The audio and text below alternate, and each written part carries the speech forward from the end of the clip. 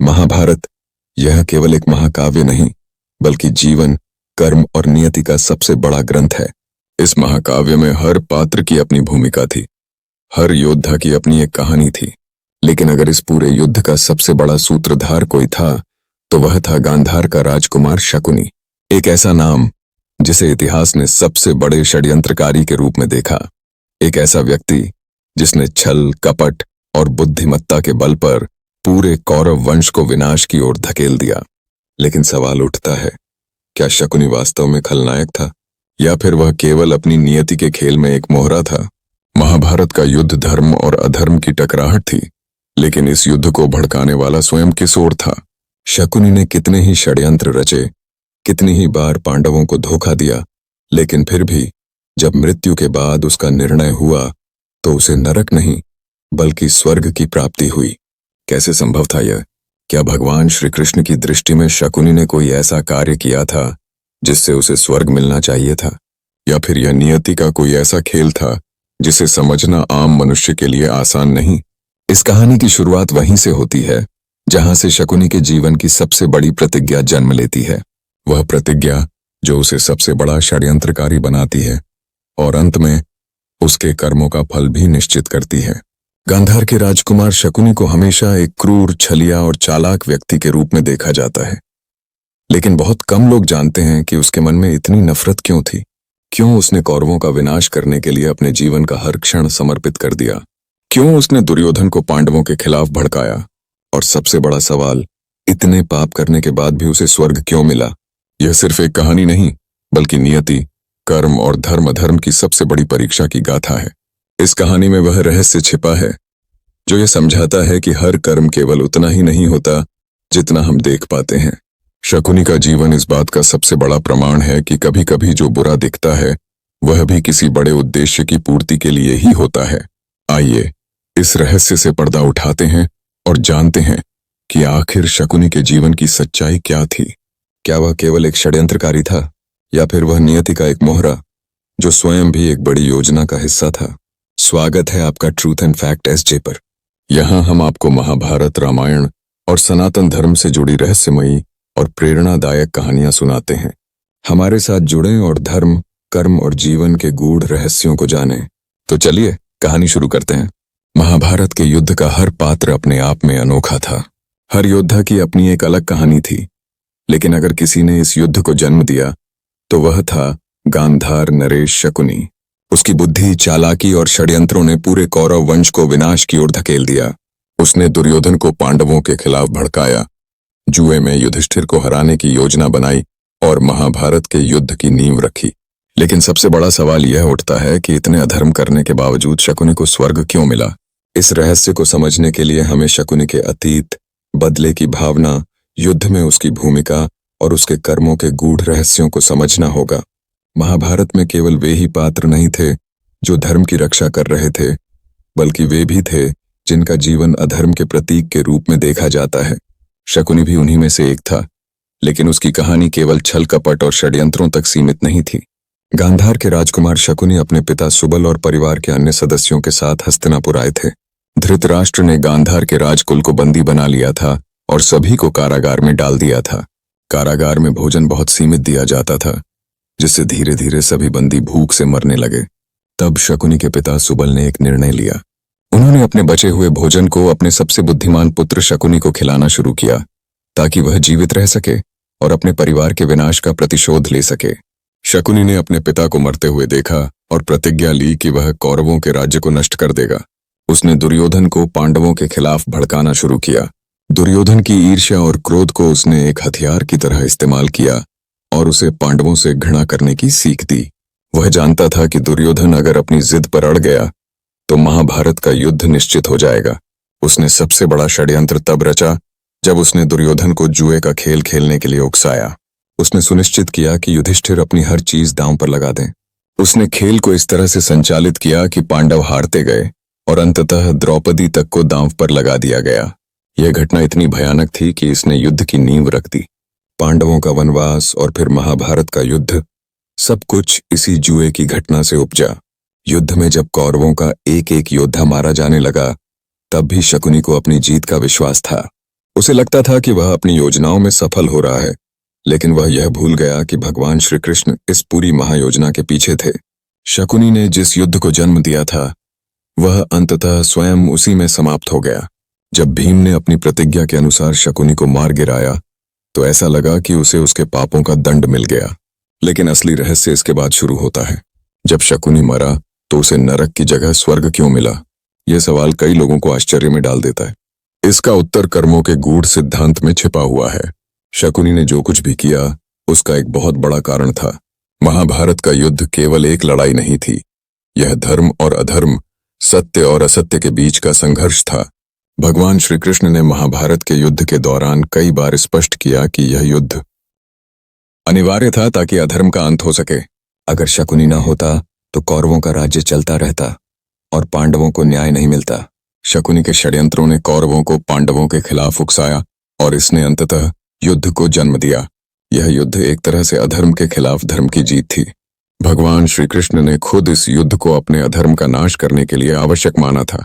शकुनी भले ही अपने कर्मों के द्वारा अधर्म को बढ़ावा दे रहा था, लेकिन अनजाने में वह अधर्म के अंत की दिशा में एक महत्वपूर्ण कड़ी बन गया। अब बात करते हैं शकुनी के स्वर्ग प्राप्ति की। सामान्यतः ऐसे लोगों के लिए जो इस तरह के अधर्मी कार्य करते हैं, नरक की प्राप्ति होती है। लेकिन शकुनी के मामले में एक विशिष्ट बात है। उसका जीवन केवल उसकी व्यक्तिगत इच्छाओं और कुटिलताओं का परिणाम नहीं था, बल्कि यह एक बड़े परमेश्वर के योजना का हिस्सा था। भगवान श्री कृष्ण ने महाभारत के युद्ध को धर्म की रक्षा के लिए एक अनिवार्य घटना के रूप में निर्धारित किया था। इस युद्ध के बिना अधर्म का अंत असंभव था। शकुनी ने अपने कुल का बदला लिया था। गांधार के राजवंश का विनाश धृतराष्ट्र के कारण हुआ था और शकुनी ने अपने कुल के प्रति जो कुपित था, उसका प्रतिशोध लिया। लेकिन उसके कर्मों के परिणाम स्वरूप महाभारत का युद्ध हुआ और अंत में धर्म की विजय हुई। इस युद्ध में पांडवों की जीत और कौरवों की हार केवल एक युद्ध नहीं था, बल्कि यह एक अदृश्य सिद्धांत का पालन था। शकुनी का उद्देश्य, चाहे वह व्यक्तिगत था, लेकिन उसने एक बड़ा उद्देश्य पूरा किया, अधर्म का नाश। शकुनी की मृत्यु के बाद उसे स्वर्ग प्राप्त हुआ और इसके पीछे एक बहुत ही गूढ़ कारण है। स्वर्ग की प्राप्ति का मतलब यह नहीं है कि उसे उसके किए गए सभी अधर्मी कार्यों का क्षमा मिल गया, बल्कि स्वर्ग का मतलब है कि उसे अपने कर्मों का फल भोगने का समय मिल चुका था और उसकी योजना ने उस बड़े उद्देश्य को पूरा किया जिसकी वजह से महाभारत का युद्ध हुआ। भगवान श्री कृष्ण ने अपने आशीर्वाद से यह सुनिश्चित किया कि शकुनी का हर कर्म, चाहे वह गलत था, उस परम उद्देश्य को पूरा करने में सहायक साबित हुआ। यह दिखाता है कि भगवान की योजनाएं हमारे समझ से परे होती हैं। हम अपनी सोच और दृष्टिकोण से केवल अपने कर्मों को देखते हैं, लेकिन परमेश्वर का दृष्टिकोण एक बड़ी योजना से जुड़ा होता है। शकुनी के द्वारा किए गए सभी षड्यंत्रों का अंत अंततः धर्म की विजय में हुआ। उसके कर्मों के परिणाम स्वरूप अधर्म का नाश हुआ और पांडवों को न्याय मिला, जो कि एक बड़ा और सार्वभौमिक उद्देश्य था। इसलिए भगवान ने उसे स्वर्ग में स्थान दिया, क्योंकि उसने अनजाने में उस उद्देश्य की पूर्ति में योगदान दिया था। शकुनी का चरित्र महाभारत में एक ऐसा उदाहरण प्रस्तुत करता है जो हमें यह सिखाता है कि जीवन में हमारे कर्मों का परिणाम हमेशा हमारे अनुमान से परे हो सकता है। वह व्यक्ति जो अपने स्वार्थ और प्रतिशोध के लिए अन्याय की योजनाएं बनाता है, वह अनजाने में धर्म की स्थापना में भी योगदान दे सकता है। शकुनी ने अपने कुटिल दिमाग से कौरवों को पांडवों के खिलाफ उकसाया, जो महाभारत के युद्ध का कारण बना। इस युद्ध का परिणाम अधर्म का नाश और धर्म की विजय के रूप में हुआ। शकुनी के कर्मों का फल उसे भयानक मृत्यु के रूप में मिला, लेकिन उसका उद्देश्य, धर्म की स्थापना, पूरा हुआ। यह दिखाता है कि कभी कभी हमें लगता है कि हम अपने कर्मों से एक निश्चित दिशा में जा रहे हैं, लेकिन असल में हम किसी बड़े उद्देश्य के तहत भूमिका निभा रहे होते हैं, जो हमें खुद भी नहीं पता होता। भगवान की योजनाएं और उनके उद्देश्यों के बारे में हमारी समझ सीमित होती है और हमारी भूमिका हमें कभी पूरी तरह से नहीं दिखाई देती। शकुनी का जीवन हमें यह सिखाता है कि अच्छे और बुरे कर्मों का परिणाम केवल हमारे दृष्टिकोण से नहीं, बल्कि ईश्वर की दृष्टि से होता है। वह भले ही एक खलनायक था, लेकिन भगवान के दिव्य उद्देश्य में उसने अनजाने में योगदान दिया। इस प्रकार महाभारत की कहानी केवल युद्ध की नहीं, बल्कि कर्म, नियति और भगवान की अदृश्य योजना की भी है। अंत में शकुनी को उसकी मृत्यु के बाद स्वर्ग प्राप्त हुआ, जिससे यह सिद्ध होता है कि भगवान की योजना में सभी घटनाएं अपने सही स्थान पर होती हैं, भले ही वे हमारी समझ से बाहर हों। इसलिए हमें जीवन में अपने कर्मों पर ध्यान केंद्रित करना चाहिए, क्योंकि हम कभी नहीं जानते कि हमारी छोटी सी भूमिका भी एक बड़े उद्देश्य का हिस्सा बन सकती है। यही महाभारत की शिक्षाओं का सार है। हमारे कर्मों का फल, चाहे वह अच्छा हो या बुरा, हमारी समझ से कहीं अधिक बड़ा होता है और यह भगवान की योजना के तहत ही संपन्न होता है। आज के समय में शकुनी की कहानी हमें यह सिखाती है कि जीवन में हर निर्णय और हर कदम का प्रभाव हमारे भविष्य पर पड़ता है, चाहे वह कितना भी छोटा क्यों न हो। जैसे शकुनी ने अपनी योजनाओं के माध्यम से कौरवों को गलत मार्ग पर चलने के लिए प्रेरित किया, वैसे ही आज के समाज में लोग अपनी गलत सोच और निर्णयों से दूसरों के जीवन को प्रभावित कर सकते हैं। शकुनी की तरह हम भी अपनी छोटी छोटी चालों से कभी कभी अपने लक्ष्यों को हासिल करने की कोशिश करते हैं, लेकिन हमें यह नहीं भूलना चाहिए कि हर कर्म का परिणाम होता है। हमारी सोच, हमारी योजनाएं और हमारे कर्म सिर्फ हमें ही नहीं बल्कि समाज को भी प्रभावित करते हैं। यह भी हमें यह याद दिलाता है कि कभी कभी बुरे कार्य भी अच्छे परिणामों की ओर ले जा सकते हैं, अगर उनका उद्देश्य धर्म की विजय हो। आजकल के समय में जब हर व्यक्ति अपने स्वार्थ और व्यक्तिगत लाभ के लिए काम करता है, तो शकुनी की कहानी यह समझाती है कि सच्चे उद्देश्य के बिना हम अधर्म के रास्ते पर चल सकते हैं। हमें जीवन में सही मार्ग अपनाने की आवश्यकता है, ताकि हम न केवल अपनी बल्कि दूसरों की भी भलाई कर सकें। अंत में यह भी सिखाता है कि कोई भी व्यक्ति, चाहे वह खलनायक जैसा क्यों न लगे, अंततः भगवान की योजना का हिस्सा हो सकता है। हमारे कर्मों का फल और उद्देश्य हमारी समझ से परे हो सकता है। शकुनी का जीवन और महाभारत का युद्ध केवल एक इतिहास का हिस्सा नहीं है, बल्कि यह हमारे जीवन के गहरे सत्य को उजागर करता है। उसने भले ही कौरवों को अधर्म के रास्ते पर डाला, लेकिन अंत में वह खुद भगवान की योजना का एक हिस्सा बन गया। भगवान श्री कृष्ण के दिव्य उद्देश्य में शकुनी ने अनजाने में धर्म की स्थापना का मार्ग प्रशस्त किया। इसने यह सिद्ध कर दिया कि कभी कभी हमारे छोटे से कर्म भी किसी बड़े उद्देश्य के तहत भगवान की योजना का हिस्सा बनते हैं, जो हम नहीं समझ पाते। महाभारत का युद्ध सिर्फ एक युद्ध नहीं था, बल्कि यह एक संघर्ष था, जहां अधर्म और धर्म के बीच की लड़ाई को लेकर सभी पात्रों को अपनी भूमिका निभानी थी। शकुनी ने अपनी कुटिल चालों से युद्ध की दिशा बदली, लेकिन अंत में यही युद्ध धर्म की विजय के रूप में परिणत हुआ।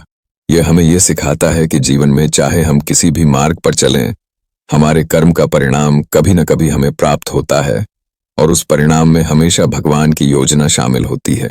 इस कहानी से यह भी स्पष्ट होता है कि किसी भी व्यक्ति के कर्मों का फल केवल उस व्यक्ति तक सीमित नहीं रहता, बल्कि वह समाज और राष्ट्र को भी प्रभावित करता है।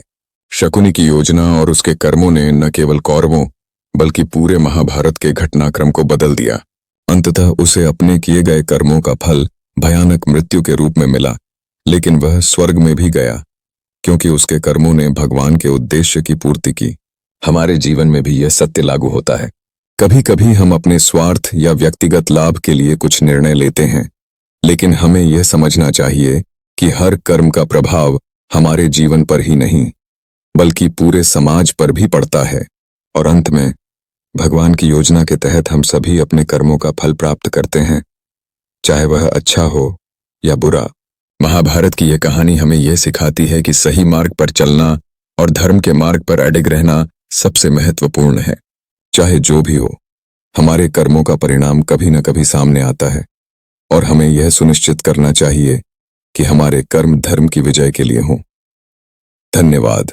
अगर आपको हमारी यह कहानी पसंद आई हो तो कृपया हमारे चैनल को सब्सक्राइब करें और इस वीडियो को अपने दोस्तों के साथ शेयर करें।